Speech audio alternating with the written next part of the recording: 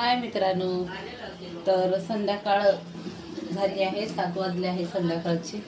तर आज काय बनवते ते दाखवते चला तुम्हाला.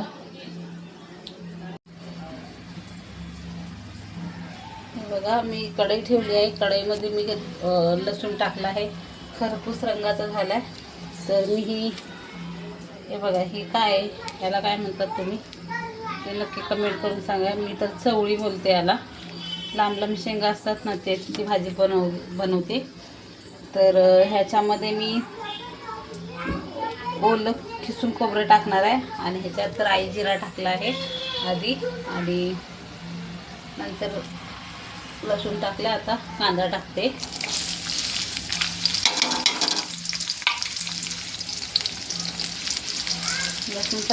कांदा चांगला गोल्डन ब्राऊन झाला तर टोमॅटो टाकूया, नंतर हळद मीठ मिरची टाकूया. हे बघा, आता कांदा फ्राय झाला आहे व्यवस्थित. आणि आता माझ्याकडे गरम मसाला नाही, किंवा तुम्ही सब्जी मसाला पण टाकू शकता, तो पण चांगला लागतो. मी हा राजेश मसाला टाकते, मटन मसाला माझ्याकडं नाही आहे म्हणून. आणि थोडंसं लाल तिखट पण टाकते, तर हिरव्या मिरच्या संपलेत ना, म्हणून तुम्ही हिरवी मिरची पण वापरू शकता याच्यासाठी.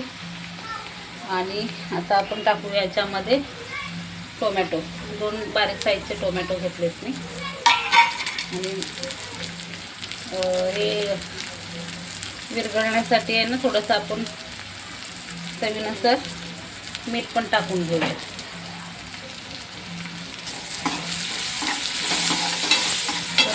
बारीक गॅस करून आपण त्याच्यामध्ये बारीक गॅस करून ठेवूया, कारण टोमॅटो हे करून. थोडीशी हळद पण टाकणार आहे मी, एवढी.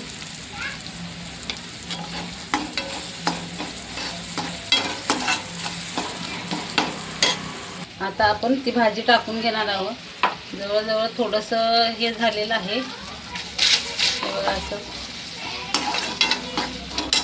आता आपण ही भाजी टाकून घेऊया आणि वाफेवर शिजवूया.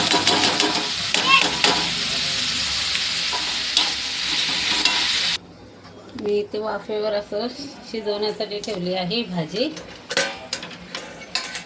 हे बघा, आणि त्याच्यावर मी खोबरं टाकणार आहे खिसून. मी इकडे डाळ पण फोडणी दिली. आता भात लावते, भाकरी बनवायच्या. दुपारची भाजी आहे, बटाटा आणि फ्लावर वाटाण्याची बनवणार आहे. तर चला, अशी भाजी आपली शिजलेली आहे. आणि आता आपण टाकणार आहे एवढा खोबरं, ओलं खोबरं टाकणार आहे. मस्त खाली वर करून 2 मिनिटाचं झाकण मारून बंद करून घेऊया. तर ही रेसिपी जर तुम्हाला आवडली असेल तर लाईक करा, शेअर करा, चॅनलला सबस्क्राईब करा. बाय.